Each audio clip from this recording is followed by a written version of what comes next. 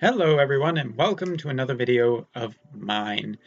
Now today I do want to talk just a little bit about Final Fantasy Brave Exvius and the 7-star situation, because maybe you are new to the Japanese side, or maybe that you've been playing the Japanese side for a while, or maybe you're thinking about playing the Japanese side instead of the global side. It's a perfectly reasonable thing. The main reason I love the Japanese side is the higher rates, the better transparency, and the fact that it is further along. And I think most people will agree that the Japanese side is more generous. Now, that's not to say that I'm pooping on the global side. I'm not. I'm really not. Each game is its own thing right now, and the global side has very much kind of become its own thing. But with all of that being said, I wanted to talk about some of the units that are getting a little bit forgotten, and some of the units that actually work perfectly fine that are 4- and 3-star bases.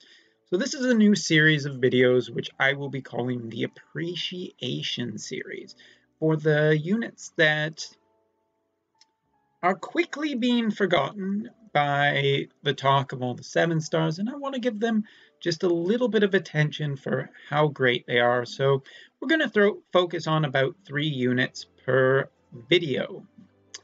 And so the first one, there's only one unit that we could focus on first, and that is Warrior of Light.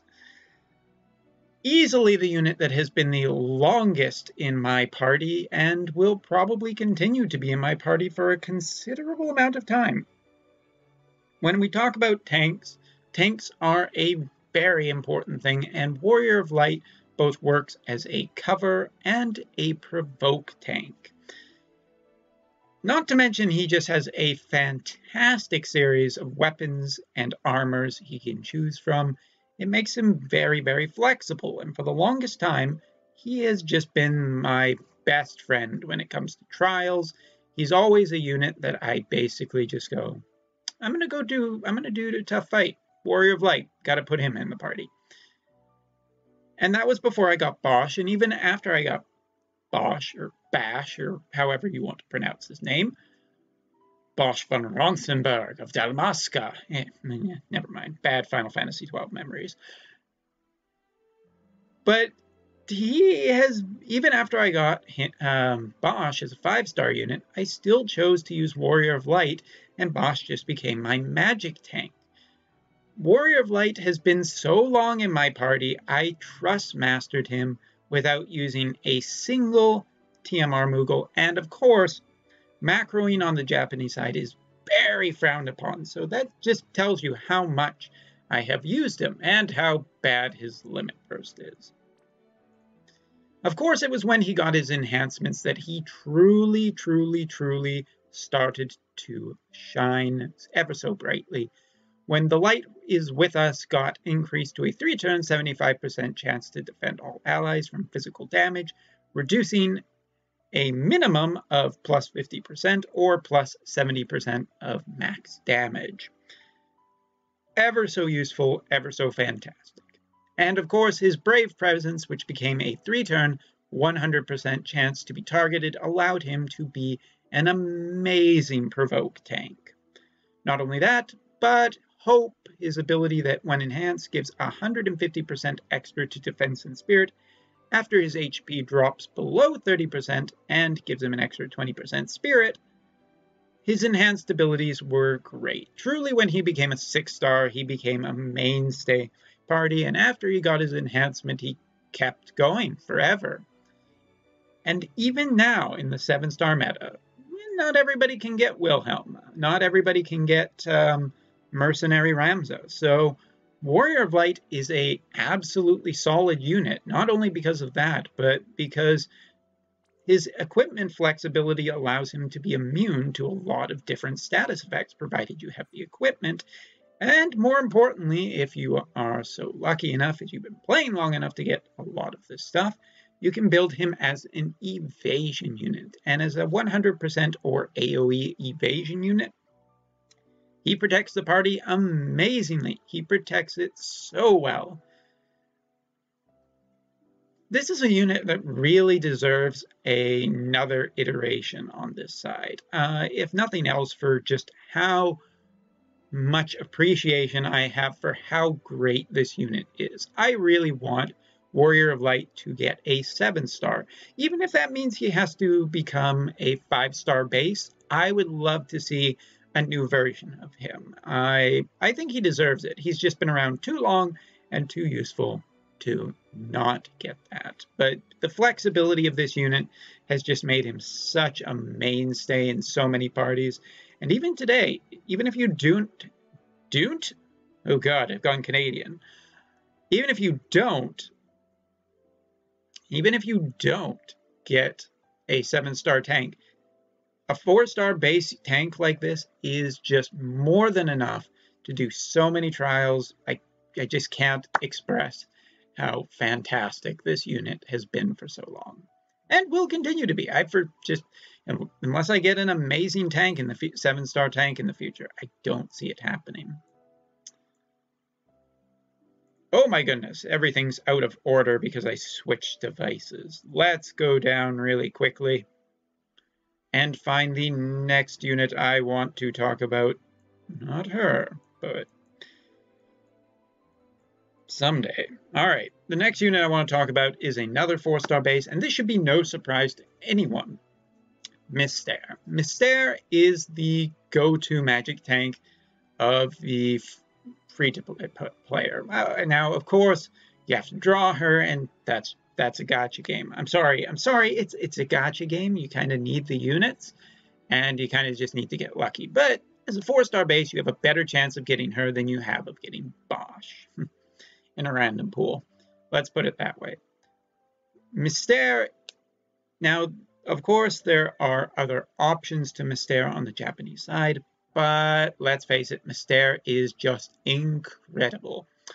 Her Trust Mastery is particularly nice too, 15% defense and spirit and 15% to all elements. It just works with her. But as a magic damage tank, that's exactly what you will be using her for. Now, her limit burst is a little more useful. Maxed out an AoE 3-turn 42% damage reduction, AoE 3-turn plus 94% spirit. Doesn't look too great against the 7-star boosts that are possible nowadays, but hey, that's okay. She has dual cast in her kit. She has some recovery. More importantly, she has her 3-turn 50% chance to defend allies from magic damage, reducing 50% minimum or maximum damage. And you know what? Mystère is just so good. And we have... Has she not gotten enhanced yet? Wow, has it really? Has she really not been around that long? Look at that. I had to double check that. I thought there was a mistake on Reddit. Not to make the Reddit guys mad, but hey, there you go. Mystère became incredibly valuable more recently with the 3-star Esper fights on the Japanese side, which pretty much require you to have some kind of magic tank with elemental resistance. Provided that you can get her elemental resistance, she can basically save your party from a ton of damage. And when combined with a physical tank, she is so good. She is just so good. But it's not even just that. Mystère also has a... No, really, I'm really surprised she does not have... That just doesn't seem right. Anyway.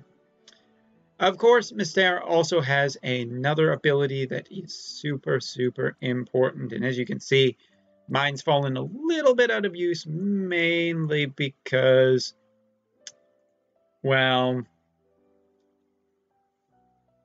Bosch is a thing for me now, and Bosch 7-star will be a thing for me next month. But her 36 MP ability is an AoE 100% all ailment resist and 3-turn AoE 100% stop debuff. Now, of course, she has to not get stopped herself before you use this ability, but it gives her something else to do when she's not casting her magic cover. and it protects you from status effects and stop. She's just so useful. She's so fantastic, and you don't need a 7-star tank when you have Warrior of Light and Nistair doing all the work for you. Now, we've talked about 2 4-stars today, but to conclude this video, we're actually going to talk about a 3-star base unit, and a 3-star base unit who got a Santa version recently, but we're going to be talking about Rosalia. The regular Rosalia, an incredibly easy unit to get at a 3-star base. Now, her TMR is nothing special. No, it's not. And her limit burst isn't particularly special. Maxed out, it's an AoE 1000 HP heal with a 3x mod, cure all ailments, and a AoE revive with 54% HP, and she recovers 44 MP for herself. Not super great when you consider what the 7 stars can do, but for a 3-star base unit, not bad. The other reason is just because she's a good budget healer that can last you a good long time until you get your first 5-star base healer. Kiraja gives you a 1000 HP heal with a 3.4x mod, but if you talk about anything, well, she has Poisona, Paralina, which is a weird one, Stona, Cleanse, Regen, Blind, Box. So she can kind of cover it all that different ways. But the fact is, she's the only healer in the game that can do a triple cast of white magic. And if you can get any other white magic spells on her, then she can just triple cast those. And that's really cool for what was originally a 3-star base unit. But since she got her 6-star kit, she also got an AoE 40 MP heal, 20% extra HP, and a 35 MP AoE 1150 HP heal with an 8x mod split over 3 turns, and an AoE revive with 100% HP, killing herself. I guess those are the costs. But for someone who may not draw a healer, this unit is so good just because sometimes you need just a nice little 3-star unit. You know, that's all you can get. And when it comes to her versus the 4-star healers, this is okay. This is okay. You can also improve her Kiraja with a couple of enhancements that not terribly, not too badly expensive. She can do AoE MP heal, and enhancing one of her abilities gives her silence, paralysis, dear God, paralysis, and confuse resistance, which are all very good things for a healer not to get. Doesn't cover stone though. As well as a 20% buff and 20% buff to spirit and defense, and recovering 5% MP per turn. If she's all you got, she's a good budget healer. She's a good free-to-play healer.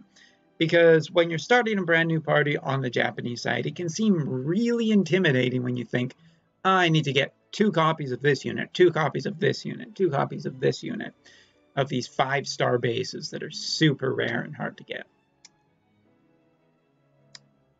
No, you don't. You can actually get by for a long time. And there are a few things to remember when you are playing the Japanese side for the first time. First of all, don't care about arena. Do not care about arena till you are rank 50 or higher. Like arena, you just go in every day, you play a match, and then you auto-concede just so you can get your 40 lapis and a few other things, and then you just move on with your life. That's arena. The only people who play arena to get into the top 1000 rank are insane people with way too much lapis that just, I guess they're going to spend because they can. Like, really, it's insanity. You don't care about arena. And these are more than enough options to get through a lot of story and Esper content. And I think these 3 units just deserve a little bit of attention is all. Like, yeah, that's pretty much it. Just a little bit of appreciation for some great units that are kind of forgotten about in the 7-star meta. When all of these 7 stars are getting so much attention, these units actually still do pretty well. So to close out this first video, we're going to do just a few summons because I got a few EX tickets and we're just going to burn them off. Alright, the blue ones first because, yeah. I have very little expectations for these tickets. Hey, look at that. Already did better than the base expectations. Okay, like nowadays with the 3-star units and the 4-star base units, no, they're basically looked at as TMR fodder. And yeah, a lot of them are, but it's kind of nice to just remember that some of them are still really good. Some of them not so much, but some of them are okay.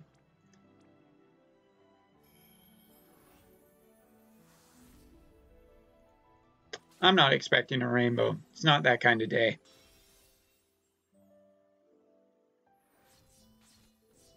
Happy to see one of her. She's got a great one for rod users. But yeah, in the future, I would like to do a little bit of appreciation videos just for some of the fantastic lower rarity units that don't get too much attention. Why did you show up? Alright, so that's all for this video. I will see you all in the next video when we will be looking at something new. I don't know what yet. I'll come up with something. I'm really good at coming up with videos to do. Alright, see you all in the next video.